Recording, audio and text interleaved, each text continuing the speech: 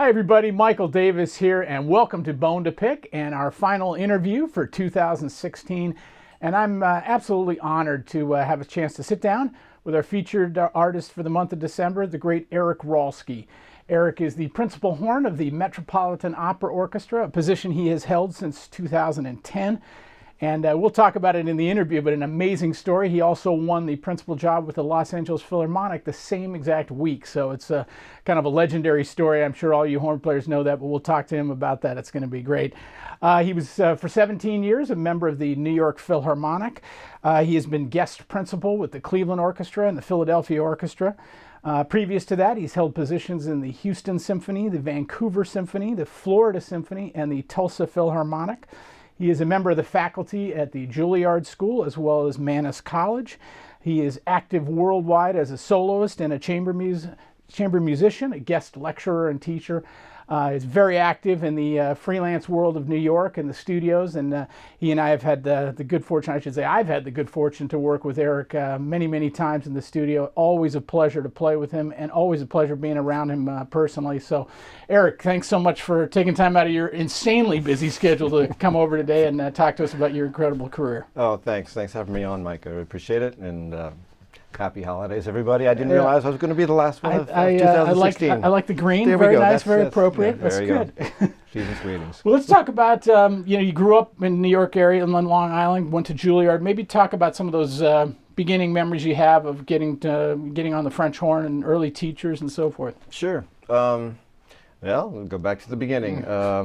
I'm a product of public schools, and thank God, where I grew up in Long Island, we still had music programs in the school, and so fourth grade, you got to pick an instrument and join the band. And well, my dad was by profession, he was a psychiatrist. He was a doctor, but putting himself through med school, he was a jazz trumpet player, actually. Oh, wow. Yeah, he played big bands, and, nice. and he was an 802 member. Okay. He was playing gigs in the Catskills on the weekends. And so in the bottom of his closet, he had his old trumpet, but I guess as fourth trumpet player in the big band that he was in, he sometimes would play slow ballad on the horn. He had picked up a horn in a pawn shop or something. So he had a horn in the bottom of his closet, and I have an older brother who's like just 20 months older than me. And yeah, they're talking about sibling rivalry at that age. But anyway, he would grab the trumpet, and we'd just hack them on my dad's instruments as kids, and I would grab the horn. And I guess it was the one thing I could do better than my older brother was that we would imitate this cartoon that was on the Rocky and Bullwinkle show. It was called The Hunter, and the Hunter was he was a private eye beagle, like Sherlock Holmes with a pipe and all that. And they'd roll the credits on the cartoon. He'd come out and say, "I am the Hunter," and he'd pull out this French horn and make an elephant call. And apparently, when I was 6, I could do that way better than my older brother. So that became my instrument. And so fourth grade, I get to pick a band instrument, so I picked the horn. And here's a fingering chart kid, and you play afterbeats for a bunch of years. And at the same time, I had studied piano since age 5 or something. And then one of the I continued through, and around about 8th grade, it was one of those events that seemed like the worst possible thing, but turned out to be actually the best thing.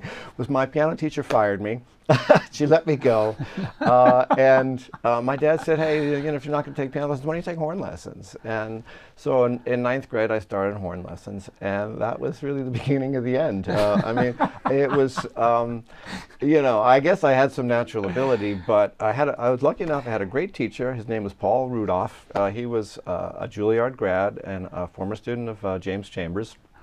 He played principal horn early in his career in the Indianapolis Symphony, but he was a brilliant musician all the way around. A great pianist, and he conducted. And so he had started a youth orchestra on Long Island called the Training Orchestra. It went on to be renamed Gemini Orchestra, and I think it still exists today, which cool. is the legacy to his memory. He's been gone for nearly 20 years now. But so yeah, studying with him, I mean, he was like so excited, and he got me going, and the second year he got me, you're good enough to play in the orchestra, this training orchestra. So playing an orchestra, man, was such a gas for me after coming out of band. Band horn parts aren't usually all that flattering. You're the afterbeat king. Yeah, indeed. And so playing in an orchestra, man, I just couldn't believe, how great the horn parts were in the repertoire, and I was hooked. I mean, another funny thing is, you look back and you see, how things play out. I was always a math, science, excelled in those subjects, and in 9th, 10th, and 11th grade, I had a string of just crappy math science teachers, and I kind of lost a little edge or interest in that whole thing just as the whole music thing was kicking in. So and my parents were musical. That helped, and both my parents and grandparents were subscribers to the Philharmonic going back to the 40s. Carnegie Hall. Oh wow! Yeah, That's very cool. yeah. When I was cleaning out my mom's house, I found some programs. Like Bruno Walter conducting. And whatever. It seemed like every program I found about 25 programs of the Philharmonic in those days. That I gave the Philharmonic Archives, but it seemed like every program was just legendary people, that we, Amazing. But so that was, you grew up in New York. The home team was the Philharmonic. It was like, some kids want to be a member of the Yankees. I wanted to be a member of the Philharmonic, and they must have been so proud of you. That's an unbelievable I story. hope so. Yeah, I think they were.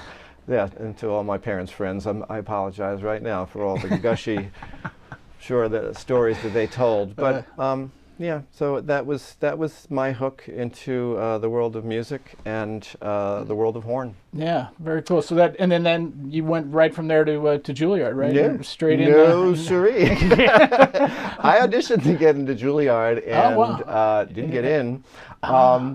But it was it was a year in which there was only one opening, and I didn't get it. But it's part of anybody's path in the career of music. There's always setbacks and obstacles, and it's how you deal with it that I think sort of is a measure of certainly a test of one's drive and motivation, a time to sort of reflect and say, wait a minute now, I've got to get better somehow. And that challenge is a good thing, I mean, you can always look at things two different ways, and I think obstacles like that, what's the expression? Something about the stone in which you sharpen your blade against, or whatever. I'm really bad with metaphors like that. That's a really good one, actually. But so I didn't get in, and so my backup plan, which is what I chose to do, was I went to SUNY at Purchase, State University of New York, about 45 minutes out of Manhattan, and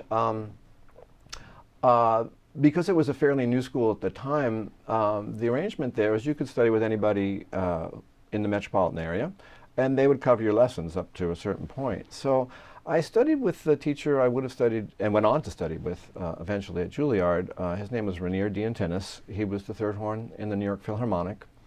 And so I would just commute down once a week into Manhattan, have lessons with him at Juilliard. I spent 2 years sort of being, a big fish in a little pond, which was good. I would have gotten eaten alive at Juilliard coming out of high school. I was, green, very naive, and obviously, probably not ready. But, I worked hard for those 2 years, and he was a great teacher. And I got in, I transferred in, and then I finished my undergrad degree there. Took an extra year because there's always credits that don't transfer, but it was good. You just had a little extra time. I made up the time later. I went back for a master's degree. In those days, you could do a master's degree in 1 year if you had done your undergrad degree there. So, I still had 6 years of college, and I got both degrees at Juilliard ultimately. And I continued my studies with Mr. D'Antinis. Nice. One of the things many of you do know, Erik's career has been just exemplary, and he's achieved the highest levels in the orchestral world. But what I found fascinating in kind of doing some research for this interview is the path that you took and all those steps in those orchestras. And I was just kind of interested. Take us through what that was like, maybe winning your first auditions, and in particularly starting in Tulsa and then Florida and Vancouver. Just really great, building blocks each step of the way. And I'm just curious, your thoughts looking back on that, and then also just how that helped shape what was to come for you, which this tremendous success that you've had. Thanks. It's a good question. Yeah, I mean, I as I teach, I've had to reflect back on my own career, my own path, and it's. I mean, I have hit really, I think, every rung on the ladder, to get to where I am today, and I'm grateful for it, really. I mean, some people are lucky enough to, graduate and the next day they're principal horn in the Berlin Philharmonic or something crazy. That wasn't my career, but it was important, I think, to, take stock and measurement of oneself and one's growth and say, okay, I'm ready for the next step, or earn each step along the way. And things work out the way they're supposed to ultimately. But I think my first inspiration was I wasn't really happy at Juilliard once I got there. It was a very competitive environment, and that which doesn't kill you makes you stronger, right? So I survived Juilliard, but in my senior year, and I thought, I'm tired of school. This was my 5th year undergrad because, like I said, I had transferred. So I was motivated to get a job, and I couldn't buy a part at Juilliard. In those days, you took one audition your first day of school, and that was it for the rest of my years there. Now, Oh, wow. like most schools, we have a very professional audition every semester behind a screen. You get a list, you got to prepare it, and so every semester is an opportunity to prove yourself and to earn better seating assignments in orchestra. But back then, it was sort of done mysteriously in some administrative office, and it just doesn't seem to be the favored son there. But it's okay. It's one of those things. Like I said, it challenges you, and you have to say, well, what do I have to do? But I had sort of enough of that, and I thought, I got to get out of school. And so I took 8 auditions, I remember now. And I had some reasonable success, in the first, 7, where I was making finals and for some decent jobs. And the one I won just after graduation was Tulsa Philharmonic, and I was so glad to not have to go back to school. That was a 1-year position. The principal was on leave, but it didn't matter to me. It was like finally someone was going to pay me to play first horn, where I couldn't seem to get off, second or fourth horn chair in the Juilliard Orchestra. So, but I remember the conductor after the audition, sat me down. He was like, told me how thrilled they were to have me. And he was talking up the orchestra, and he was saying, how they were turning over from like a nighttime per service orchestra. They had this core group of about 12 players, of which I was one. We were salaried. Wasn't a whole lot of money, but and he was saying, how the orchestra is really, the talent is pouring into the orchestra. He said the principal bassoon is an extraordinary talent. He's a senior in high school, and I thought, oh my God, what am I getting myself into? This was supposed to be the big time. Like, I'm out of school and I want a job. But the principal bassoon turned out to be David McGill, who went on to become the principal bassoon of the Cleveland Orchestra and later the Chicago Symphony. So he was right. As advertised. As advertised, yeah, exactly. Actually, surprisingly, look back, there were a number of players who came out of that orchestra who did really well. But anyway, so that was a great learning experience, and the first job, and you're getting to play the great rep. The notes are the same whether you're sitting in Tulsa or Vienna, right? And so you got to play them, and you're being paid to, as a professional, to get the job done, not to try, as they say. Right.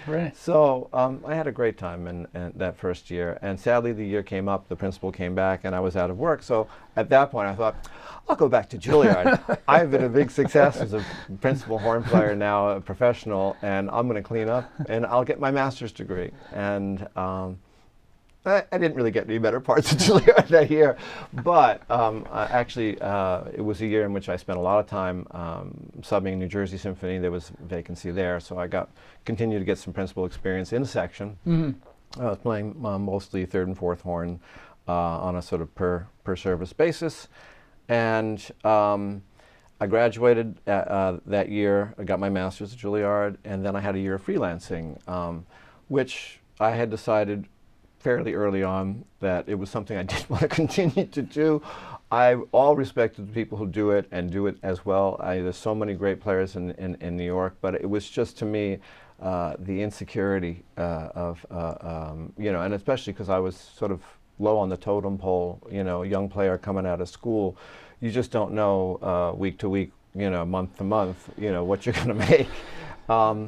And so I thought, well, I loved the 1 year I had in Tulsa, took a string of auditions again. That's when I won a Florida orchestra job in Orlando, now called the Orlando Philharmonic. It's been reorganized. And it was another great year for me. Sadly, I was only there 1 year, but that was the beginning, the next step of climbing that ladder. It was more of an orchestra, in terms of if everyone was salaried, everyone was full-time in the orchestra. It was a busy, I think, 34-week season at the time.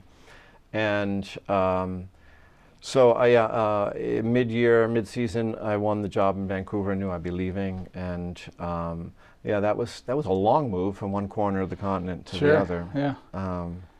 But Vancouver, to me, that was a real step up, though. A really fine sounding orchestra.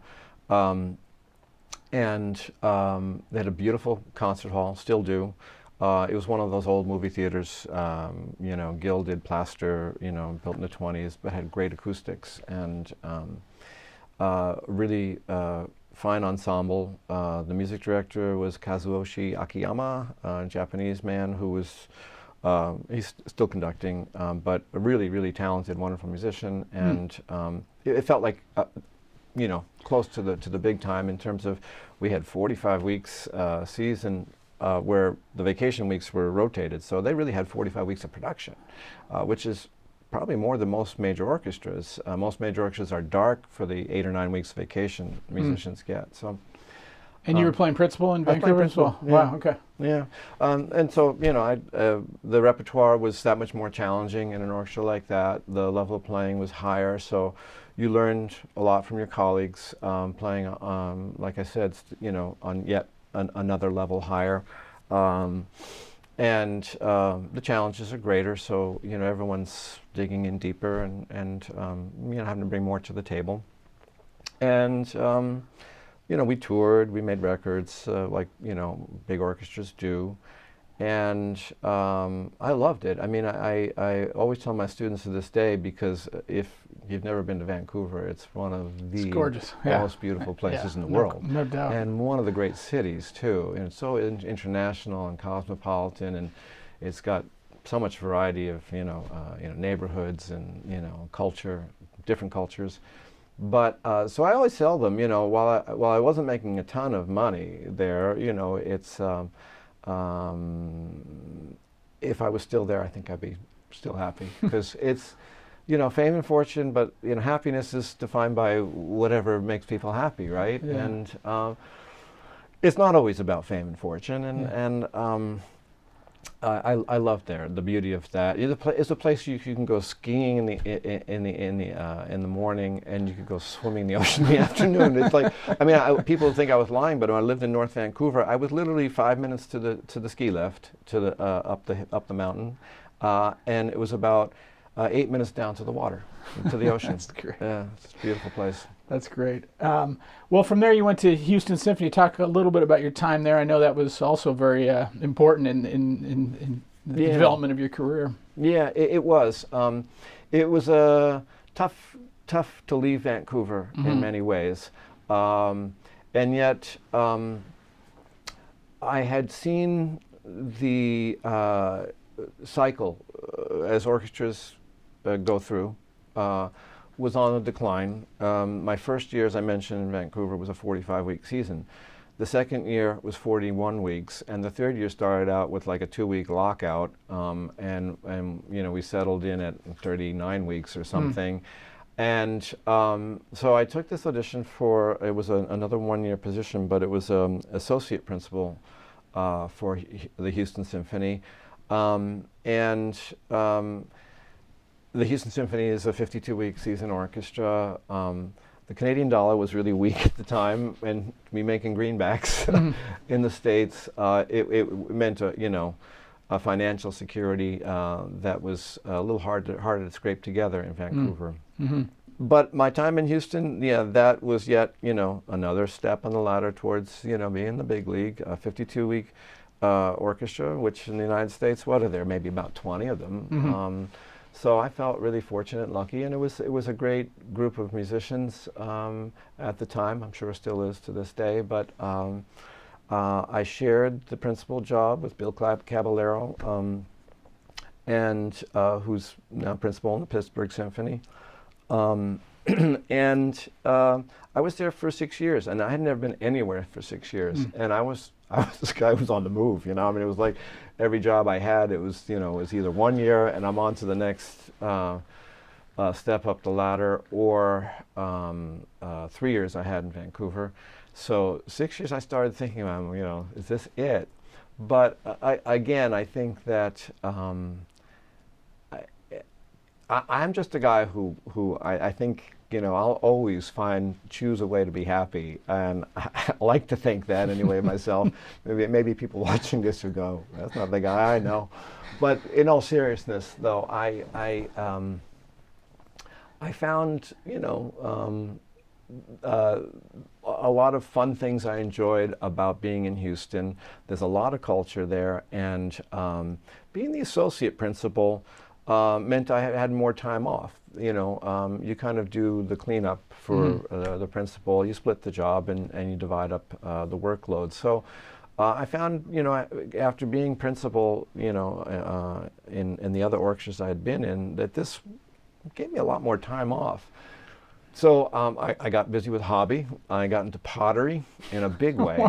Yeah, I had ceramics, and I bought a wheel. I set up in my garage a whole pottery studio. Good for you. Yeah, That's I mean, awesome. I ended up my final project, and I made 120 match set of dinnerware, which I still have, and it was, but it's part of, you got to have a life too, I've been, work, career, up to this point, and I settled down. I bought a house, and I was prepared that, if I was going to spend the next 30 years in Houston, that they would be enjoyable years for myself. Of course, as soon as you buy a house and say I'm ready to be here for 30 years, 8 months later, I won a job in York Philharmonic. I was on my way out.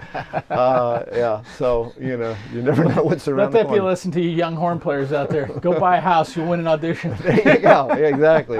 It's like, maybe not quite. Well, then there's the other headache. Quick, I got to sell this without losing my shirt. Well, let's maybe we could talk about that, because I think that's such an incredible for you coming from New York, like you mentioned, your grandparents and parents fans of New York Philharmonic, and now all of a sudden you're in the premier, or at least one of the premier orchestras in the world, certainly. This is such a wide question, I have a hard time even asking. Just ask away. Tell us about your time there. You were there for 13 years in the Philharmonic? Or No, 17. 17, Don't cheat me out of my pension here. Sorry. 17 years in the Philharmonic. I mean, what a brass section with Phil Smith and Joe Alessi and Phil Myers, and Warren Deck was there for a lot of your years, I think. Yeah. And yourself, and I mean, I'm leaving people out, but it's just top to bottom one of the finest brass sections in the history of orchestras, as far as I'm concerned. But anyway, tell us about what it was like being in the New York Philharmonic and working with in the section with Phil Myers. Anything you want to talk about with your memories? Well, you can imagine, this is 1993, and when I won the job in Houston. And I win this job, and it was like, it was for third horn, and it didn't matter to me. I'd been a guy who played first horn his whole life, but the 12-year-old kid who wanted to be, part of the Yankees, or the equivalent of the Yankees for me, that was the New York Philharmonic. It was like, I'm going, and it was, I mean, what a time to be there, and I remember that brass section. I was thrilled, of course, to be moving back home, for all kinds of reasons. Certainly family who was still living in New York, and the job itself. And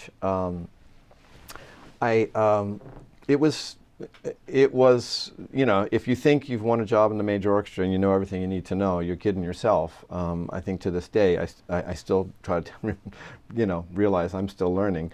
But to sit in an orchestra with that much talent, there was so much to learn from everybody. And in the brass section, as you mentioned, you have these great leaders at the time. Phil Myers on principal horn, Phil Smith on principal trumpet, Joe Laskey on principal trombone, Warren Deck was our tuba player. And these were people, and are people, who are so committed to what they do and to do it to the highest level. And it just, they're thinking about things that I hadn't thought of, to that point previously. Ways, things about music, things about playing an ensemble, playing some of the same repertoire I knew so well in all the years I played principal, but relearning it, in a new way, with that higher standard in mind. But the precision of when you have such strong leaders of ensemble playing, and now I'm a member of an ensemble where I had been, a section leader in my career up to that point, was really important to me. I mean, I think of myself as an easygoing, get-along person, and so it was easy, I think, for me to take a secondary role here and say, okay, it's team, and there's no I in team for that cliche, and yeah, that was Phil Myers is a very strong leader, and he's very particular about how he wants to hear his section play and his concept of things, and so yeah, you have to put your ego aside, and I think when everybody's on the same page, as I felt it was at the time, that we're in this to just sound as good as we possibly can, and your egos have to be checked at the door. The results stand for themselves. I think that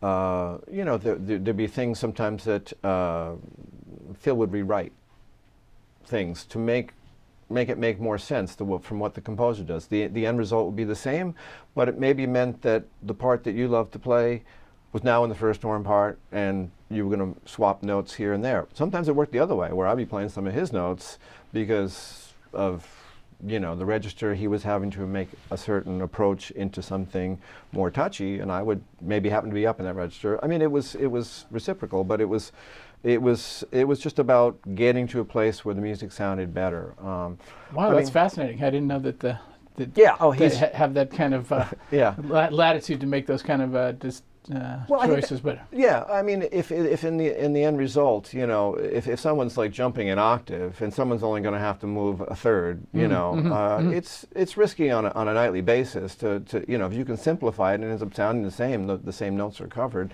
We would do stuff like that, but it's also a reflection on Phil Myers and so many of the great players in the orchestra at the time. I mean, they knew the score. They studied it. And they knew how to solve problems. And it wasn't just, oh, here's my part, I'm going to play it. It was like, no, it was the whole.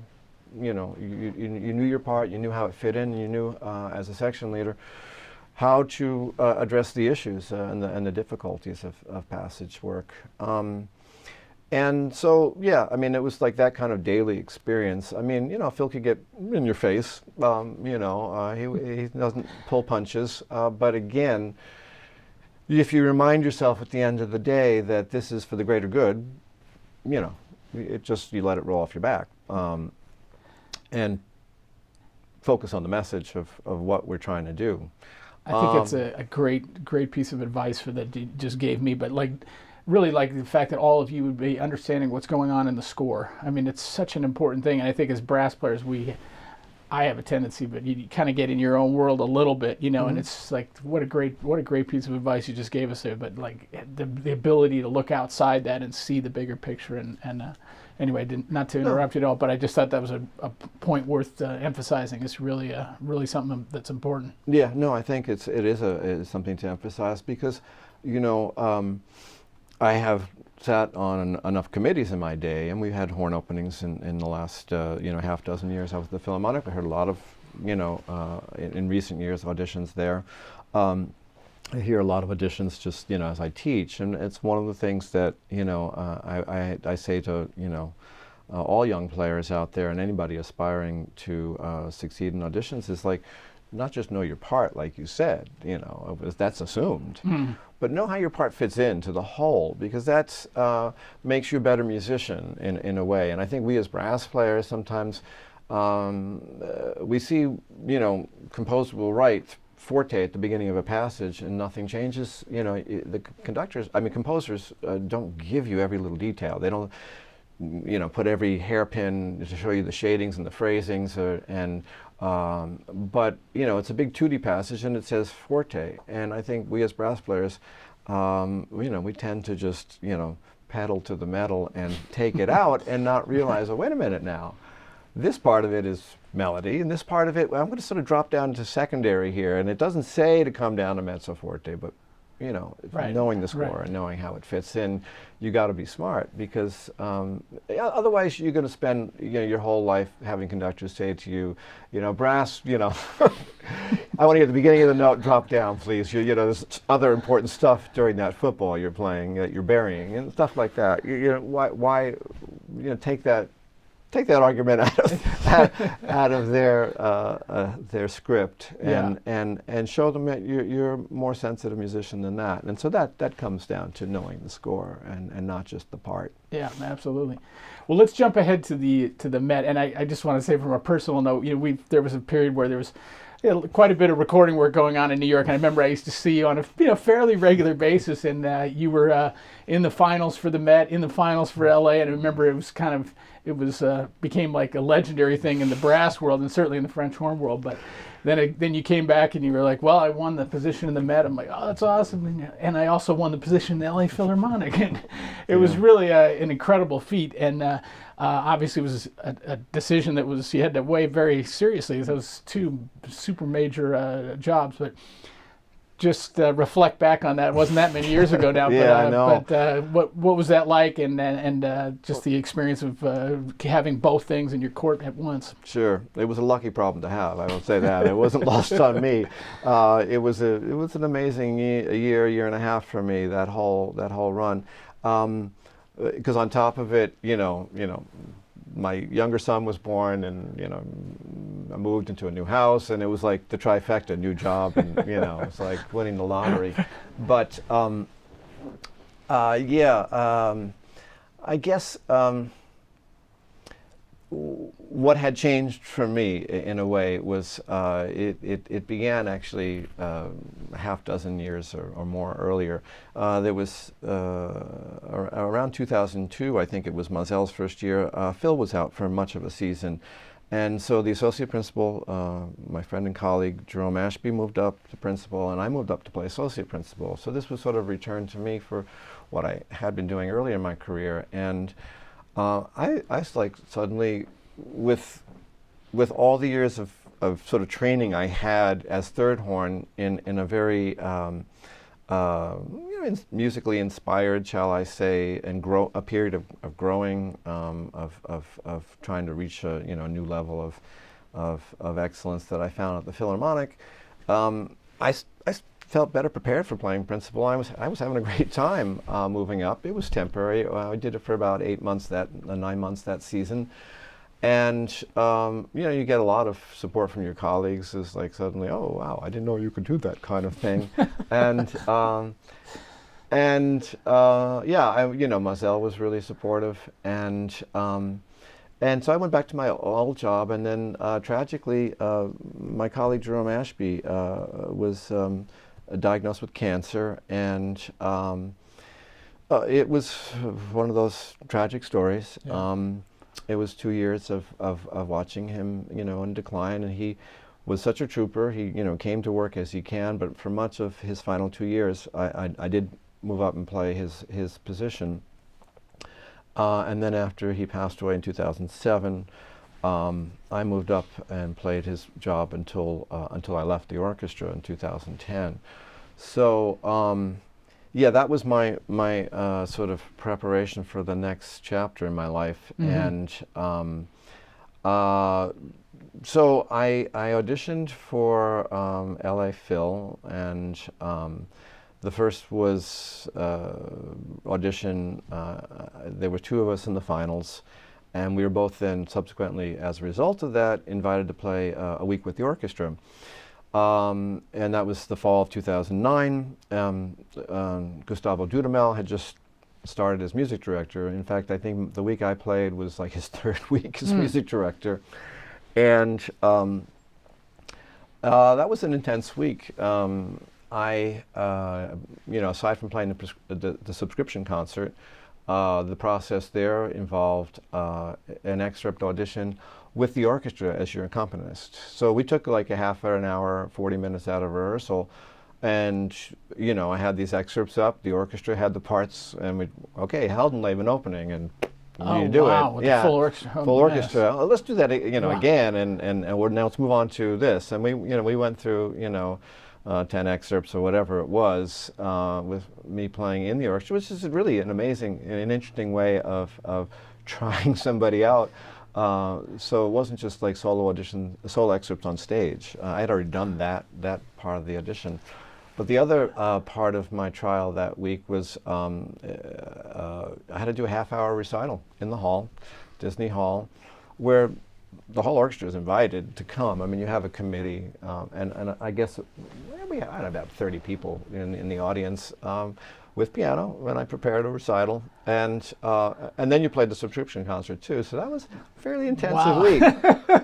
Talk about nerve-wracking. I mean, I would think having to play with the whole orchestra would be more nerve-wracking than by yourself, and in a certain regard, just being, was that because it's the importance of the principal horn position? I assume so. I would guess that's what was their thinking. Obviously, was. They couldn't do that on every chair, but like a principal horn position is so important. Right. I think at the same time they were auditioning principal bassoon, and they had done the same thing for the bassoon player as well.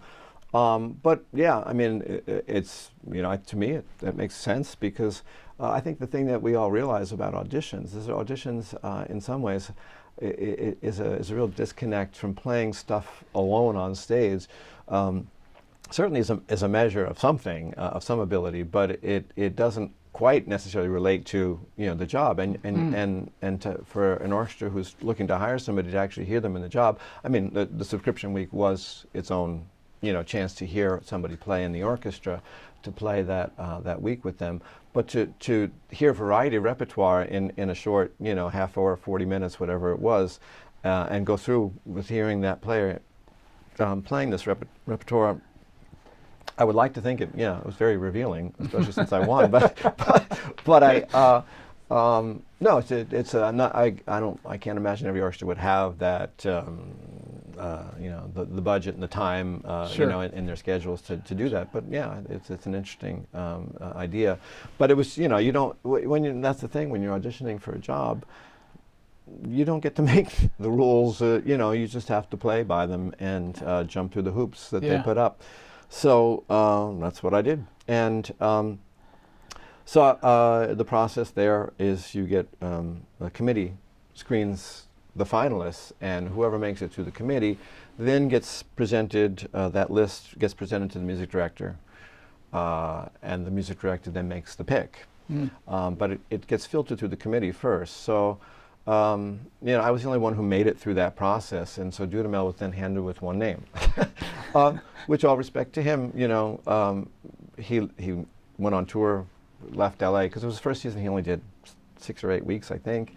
He wasn't back with the orchestra till April, so I sat with not knowing anything, for months. And in the meantime, a friend of mine, who's now a colleague of mine, Javier Gandara, third horn in my section, who I knew from freelance stuff. Yeah, I know Javier very well. Yeah, exactly. We great do guy, dates with great, him, absolutely. recording stuff. Yeah. And he used to he subbed with us at the Philharmonic too. We would see him there. And I always loved hanging out with Javier. He's such a warm guy and interesting to talk to about anything. Yeah. Anyway, he calls and he's very perceptive. So he calls me up and he says, "Are you going to take the Met audition?" And I was like, "Javier, I've got a little bit of opera experience, but man, I just wouldn't know where to start with, this. I'm not going to know anything on this list." He proceeded then in this phone conversation to tell me like why I was right for the job and why the job was right for me, given where I was in my life and whatever. And so I thought, hey, what do I have to lose? I said, promise me one thing. I'll learn the stuff, and I just want to. Can I play them for you once so you can just tell me if I'm like how I'm doing with like tempos, if I'm right or spot on, and or if I'm missing out on like traditional, it's opera, traditional rubatos that are taken, whatever. So we got together one time and he said, yeah, well, this could be a little faster, or stretch this a little bit more, but I prepared it, and late May I won the Met job, and I still hadn't heard from LA at that point. But as luck would have it, the next day LA came to New York on tour to play the whole weekend at Lincoln Center. So I contacted them and just said, look, I don't know where you guys are at with the principal horn position. I haven't heard anything since these last few months, and I just want to let you know that yesterday I won the principal horn job at the Met. So 4 days later they offered me the job, which I was thrilled. And I mean that's when you just go, oh my God, how much better can this get? And you look at it from every possible angle when you've got. Of course, there isn't a wrong decision to make in a situation like this, and it was never lost on me how the gratitude to be so fortunate in this position. But you look at it from every possible angle about the pros and the cons, and. In the end, I chose to stay in New York for personal reasons as much as anything else. I mean, look at the guy who ended up in the job is Andrew Bain, and he just played first horn in all the Star Wars, the most recent Star Wars pictures. So I mean, there was a life there too that I knew that I was saying no to. But I'm thrilled to be at the Met. And to still be in New York. It's my hometown, my family, my kids, my wife. We have a life here, and it's been another amazing chapter for me in my life, because playing in the world of opera is you're still playing horn in an orchestra. But it couldn't be more different, What is that? That was going to be my next question. What is the difference? And I have to say, I really enjoyed the International Horn Society interview they did with you, in which you described how important it is to, take your liquid intake has to be a little more focused than when you're playing in an orchestra. But you could run with that as much as you like, or not at all. Don't say run. Well, he was referring to just, advice about playing opera is like, don't drink too many liquids before you start, because, especially those Wagner operas, it could be 2.5 hours before you see a bathroom. But, and that actually happened to me like my first season. It was an HD broadcast where we broadcast about 10 or 12 times a year into movie theaters around the world. We go 60 countries, over 3,000 theaters, probably reaching 500,000 people in just an afternoon. It's a great thing for the Met, and it's a great thing for audiences around the world who don't have a great opera company near them, and it's a great thing for movie theaters. It's a win-win-win all the way around, and it's a lot of money that gets made. But yeah, so you're doing that on a Saturday afternoon. It's like maybe my second HD broadcast, and you wake up Saturday morning, you're dry, and you're thirsty, and you just think, oh, I don't get dry mouth, so you start drinking water, and then it was Rheingold, which is the shortest of the Ring operas, but Rheingold is performed without intermission. It's straight through, and it's 2 hours and 40 minutes roughly running time, maybe 45 because of the HD broadcast. You know, there's an interview, a little pre-production, you know, before it starts, and wow, I got about 45 minutes in, and I was hurting, and I had a, you know, it was like another hour before I got to a spot where I saw 60 bars where I duck under the cameras and run out of the pit, take care of business, and the assistant, you know, I think she had to cover like 1-2 measure entrance or something. Wow, there's some perspective for you. Well, you know, I guess the theme is operas are long, but I mean more about the job and the difference between playing in a symphony orchestra and an opera. Well, I don't know. I mean, I guess for starters, you know, one of the things I saw as an appeal about going to the Met was as a horn player, and I don't, you know, every instrument it's different, but some of our greatest stuff, orchestral stuff, comes out of opera, the world of opera. And, you know, of course, symphony orchestras do play excerpts. Some of those passages are certainly done on concert stages. But, you know, to play in their entirety, all, you know, the Ring operas, the Strauss operas, you know, the other Wagner operas, and then there's, I'm a huge fan, I'm a sucker for Italian, you know, romantic music, Puccini particularly, and you know, it's like, you know, so it was like you have this whole other repertoire. Sadly, so much of it, you know, was not studied in school, only the stuff that gets performed by symphony orchestras on stage. So you learn the short call of Wagner, you learn the long call only because it shows up at auditions. Some of the overtures, you know, that are done on concert stages, so you know the overtures, but you don't know some of the big stuff and the arias that come later. So, yeah, it was like a second career in a way. It has been, where, you know, at my age to still be learning such, not just that it's new, but I think back to, you know, for any of us, I don't know what it was for you, but like, when I was at that age, when I discovered orchestral stuff, like 12, 13, 14 years old, it was the Brahms symphonies. I would wear out those records, you know, just like, it's such incredible music. And so here I am at this age, the last 7 years, I'm learning, you know, some incredible music and falling in love with it with the same kind of thrills and excitement that I felt like, you know, you had when you first, you know, it's the first time, right? Yeah, you never forget the first time hearing some of this great stuff. So that's so cool. Yeah, that's what was it for you? Awesome. What was the stuff you felt? You know, I mean, I'm turning the interview around on you now. No.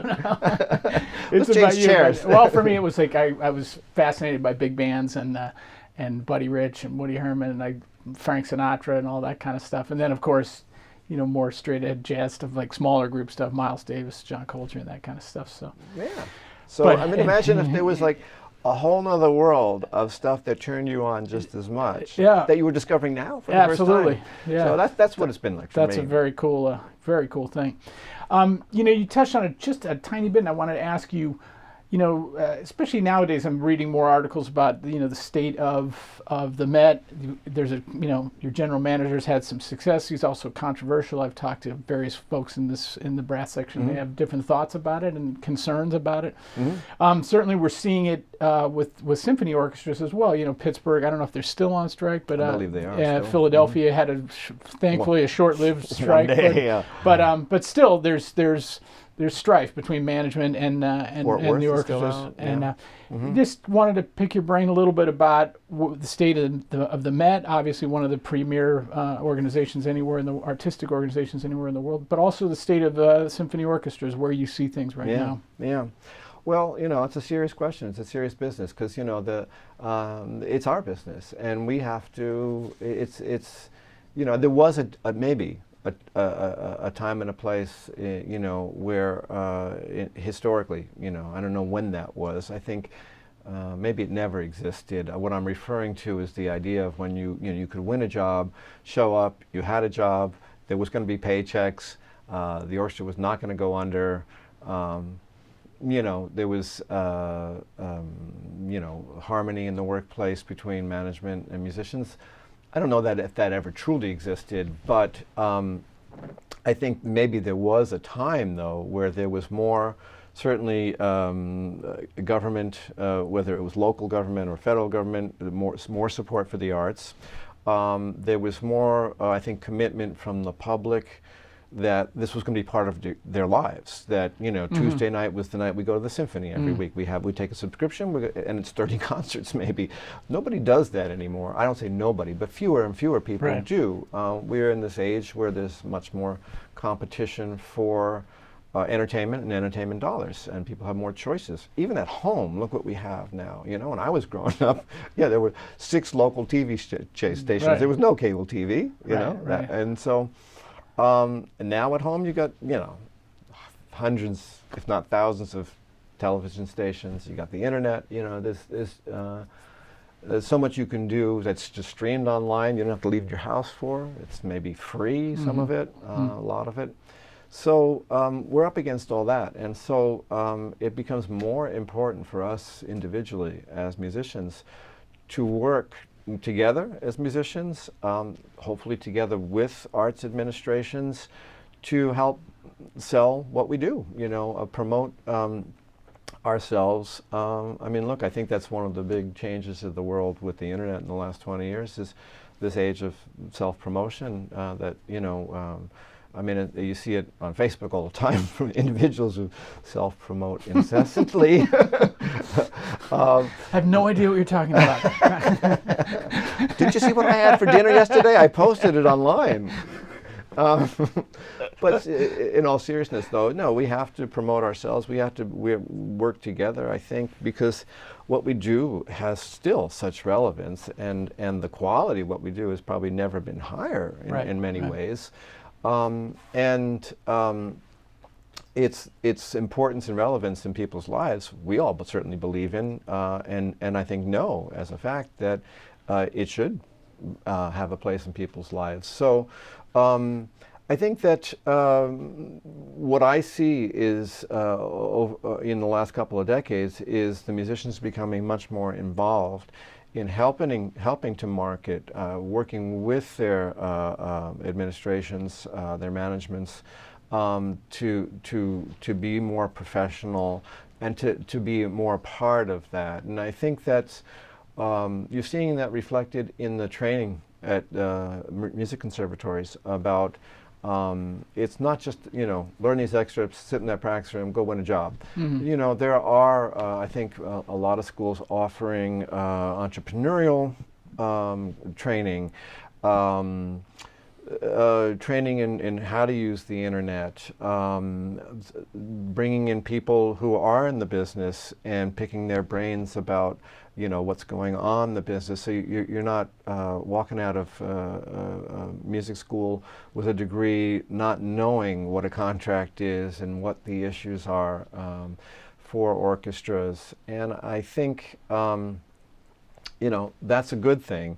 But what that does mean too is that, you know, it's not paid hours. It's done on a voluntary basis. God love those people who sit on orchestra committees and all the other committees. They have been there historically, you know. I mean, that's where we got to where we are today. That musicians have, with the unions and the musicians fighting for better working conditions. That's where we've gotten to where we gotten to today, and we can't take that for granted. But we don't want to move backwards either. Yeah. And these are the same issues you're seeing in professions anywhere in this country, health insurance and all that kind of stuff, which, you know, may seem boring to a young 20-year-old watching this video, but it's really, really important. It's very important.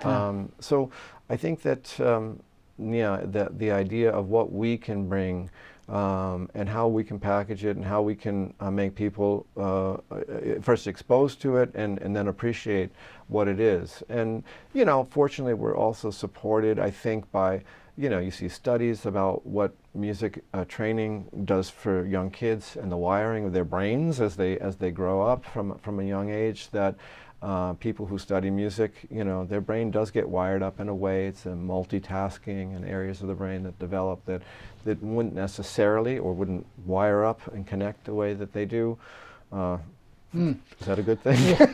No, and there's no question about that. There's all kinds of studies that prove that out. So, yeah. So, these are things that why we have to, that we need to bring to the public's eye to really say that we're an important part of society and we are an important part of culture, and that it can't just be sports or whatever it is that we compete for in the entertainment, people's entertainment budgets, and in terms of activities that they do. We've got to make our own case, I think, for the public, I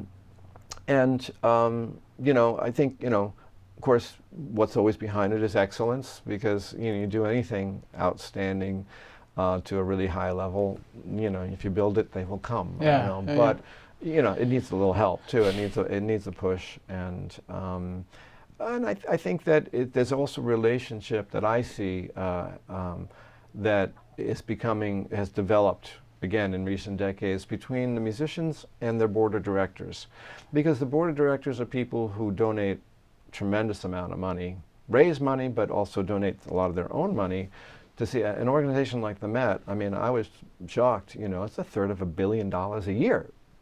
Over $300 million a year, the annual budget. Yeah, which over half is raised, fundraising. Like $180 million is the numbers that's been talked and thrown around in recent years. I had no idea. Yeah, I know. I mean, a really major symphony orchestra might have a budget of $50, $60, $70 million. I mean, It's just great, but opera is expensive. Yeah. And so, yeah, I mean, you want those people to feel on board with you too, and we have to appreciate what they do for us. And likewise, if they understand too what a day in the life for us at work is about too, they might also come to appreciate what we do and how hard it is to do what we do, and how we're just not anybody. We've sweated for decades and poured, since we were kids, all our energies into becoming who we are, and what makes these organizations great. So, I think that's the direction that things have to, I think, move in order to see the public still coming in and supporting us, see the money still coming and supporting us, and holding our place in society as vital to any society. I just saw an article the other day someone sent around from USA Today about a take on the headline going back to the recession of banks being too big to fail. And the headline of this article was orchestras being too important to fail, and too important to society, and we are. I think another thing that comes up is the economic impact any arts organization has to its community. We bring in so many dollars that are not just to our organization, but restaurants and hotels and all that tourism stuff. So we are a vital, important part of the economy. And I think if you look at some of these communities where the orchestras are out currently, you ask the local restaurant owners and the hotels and the other services, taxis and stuff, they're seeing, I'm sure, a loss of dollars too. Yeah. So it's win-win or it's lose-lose, and so we want to stay on the win-win side of things. Yeah, you bring up a lot of great points there. So I appreciate your insights on that. I'm not running for president, and I don't have any experience. You might be perfect. So just kind of shifting gears in a rapid-fire kind of way, I wanted to ask you, what do you like in a conductor? What are the qualities that you look for? And if you feel comfortable throwing out a couple names, we'd sure love to hear that. But if not, just what do you look for in a conductor? A smile, a reasonably clear beat, and some good musicianship. This is kind of.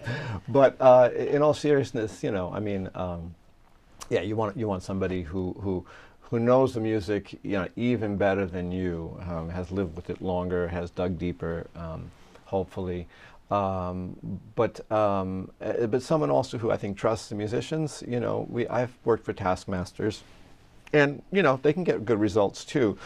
It always feels like with your head in a vice in a way, as opposed to being coaxed into pulling out the best from you. So, those are the usual qualities. I mean, people I've worked with just recently that I really respected and enjoyed. We just did a string of performances of Tristan with Simon Rattle.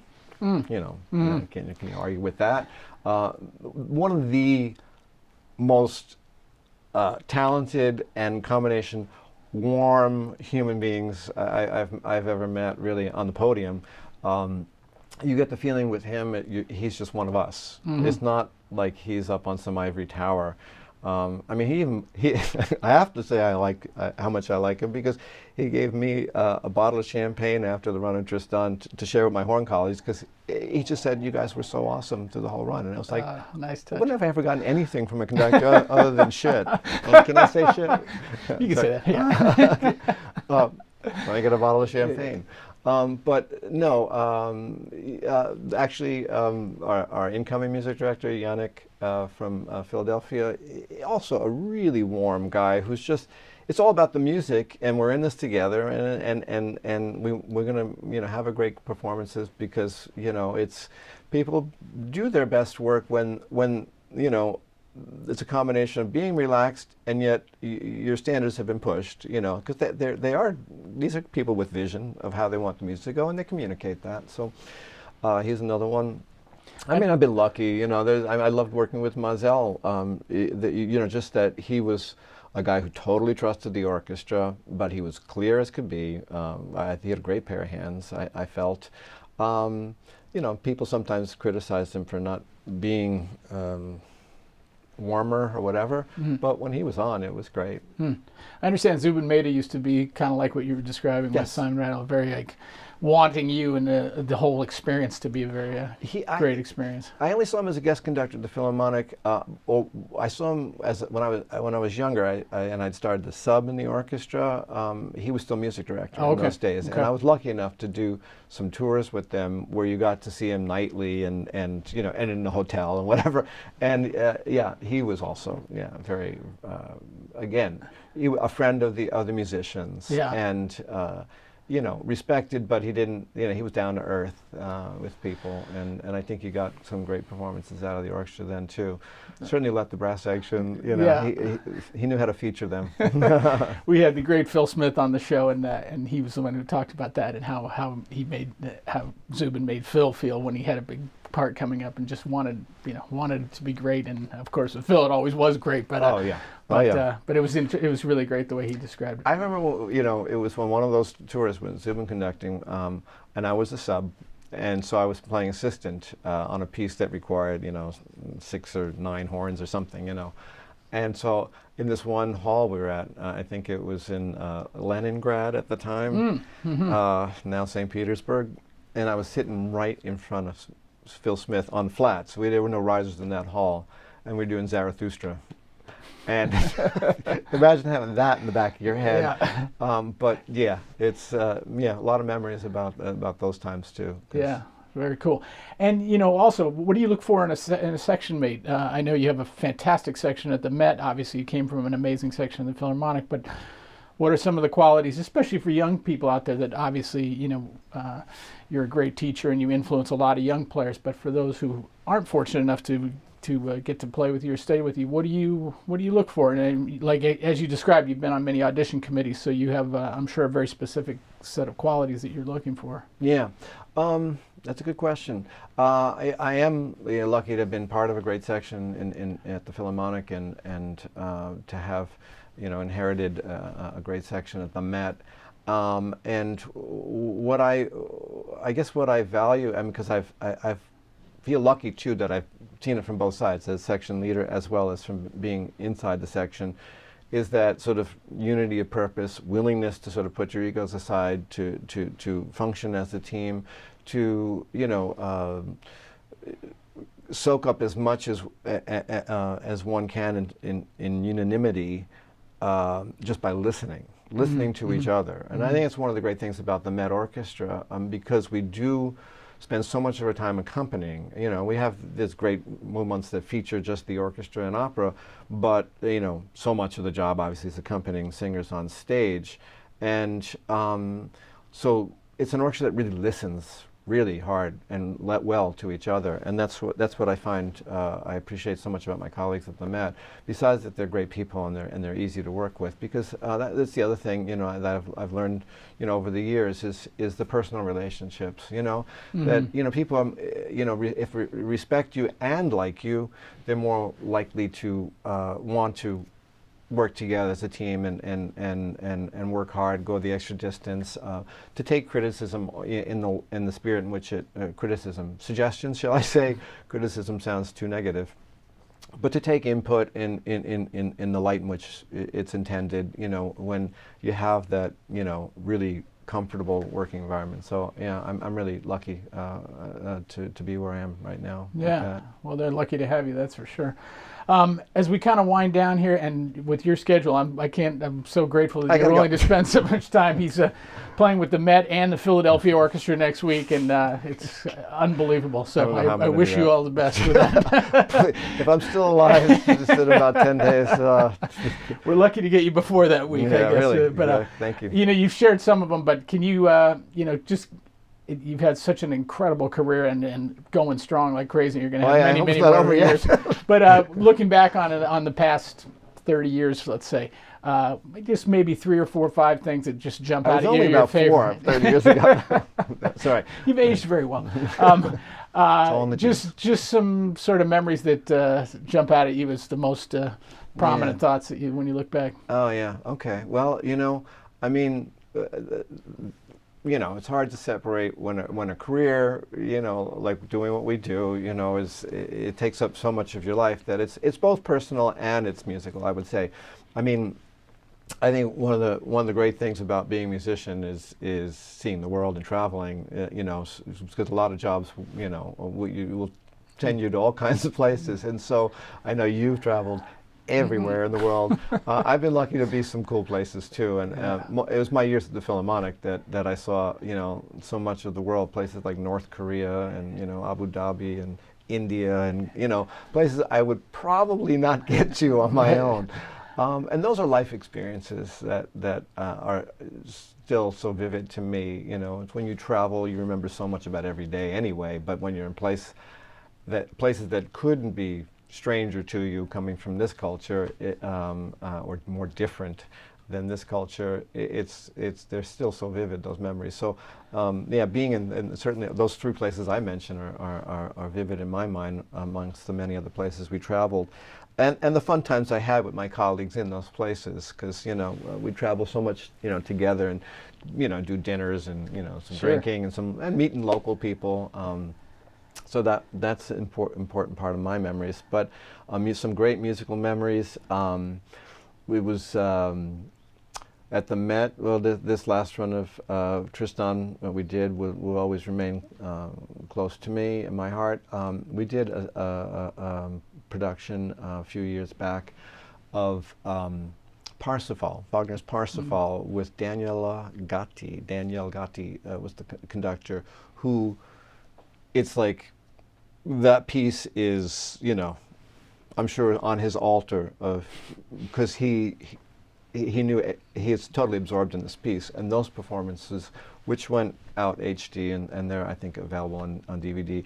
That was a legendary performances for me. I thought it's such incredible music, and, you know, it's playing it for the first time too. But I love that.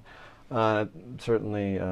Some performances at the Philharmonic that are legendary. Some of the Mahler symphonies. I was lucky enough to do Mahler 5 with Dudamel conducting without a rehearsal. Phil had a dental emergency that week, so wow. Yeah, okay. yeah, that was That'll exciting. Be memorable. yeah, exactly. I had to throw out those clothes, but, you know, it was a fun week. It was, and he's so electric as a conductor. And the situation itself made it all more electrifying. But no, there's some beautiful performances that I'll always remember. And so you think of, it's endless, you know, the great talents you get to work with, soloists and conductors. Yeah. So, well, you've had and continue to have one of the great careers of all time, especially in the brass and French horn world. And my final question to you, Erik, you know, we didn't get to spend a lot of time on your teaching, but I've spoken to your many of your students. In fact, the show I'm doing right now, Kyle Hoyt is the French horn player who loves you and thinks the world of you. And that was echoed by other students of yours as well. If you were to look at young players coming up now, younger than Kyle said, like students that might be in Juilliard with you now, what advice would you have for them in terms of their audition process and the best way to get a job? Clearly, you know how to take an audition and win a job. What do you, if you were going to give it out to everybody here, like what in a nutshell, what are some of those qualities that you would really stress for young players coming out of school right now? Yeah. I think one of the most important things I would say to a young player, I mean, aside from all the usual things that you say to a young player, practice and things like that, I would say just, follow your passion, nurture the passion you have for music, and always be passionate about the music first, because that will change how you perform things. It's very hard when, we all know when you're trying to win your first job, and auditions seem like SAT tests in terms of the pressure and how it's going to define your future. It's music. At the end of the day, it's music. Get on stage and just play you play your heart out, because if you've done your homework technically, and there's so many great technical players out there, the training, this age of information about sharing information, it's available to everybody. I think it's led to, of course, every generation, the proficiency gets higher, and, stands on the shoulders of the generation before. I just feel lucky I have a job hearing some of the talents that are out there now. But what I sometimes do hear lacking in the young players is that passion of playing, this music with, absolute beauty in the forefront, and not so much the technical of like not wanting to screw up. You don't want to be that defensive. It requires being willing to live on the edge a little bit more, on the end of a tightrope without a net. But allow yourself to fail. You'll get there as long as you're really trying to create something special, and it's a process of understanding it. It's you live with this music for a long time, but you listen to it because you love it, not because it's homework, and you practice it. No one had to tell me to go to the practice room with a book of excerpts. I just couldn't wait to play this stuff. I was just seeing the part was like exciting sometimes, So that's the crazy passion that I had, as a kid. But when you see that in these young players, that they'll get there. They will. Well said. Well, Erik, once again, thank you so much. It's been an absolute pleasure to. Thank you. You're the man. You're the man. No. This is what you're doing here. This collection of interviews. What a resource for people. Thank you. And that you're being willing to be inclusive of classical horn players, operatic horn players. We've got to get more. We've been very fortunate to have you and Phil and Julia and the best of the best, but we're going to do our best to expand our horn base as we go forward. But awesome to spend some time with you today, Erik. Let me put a plug in right here too. This man's 20-minute warm-up book. I still do it to this day. Well, time allowing. You were very generous to say that. I didn't ask him to say that. That's thank you, Erik. My students play out of it too. Well, that's awesome. Thank you for saying that, and I'm glad it works for folks. But anyway, I hope everybody enjoyed this interview as much as I did. It's awesome spending some time with the great Erik Ralske. Everybody have happy holidays. Enjoy yourselves, and we will look forward to seeing you on Bone2Pick in 2017.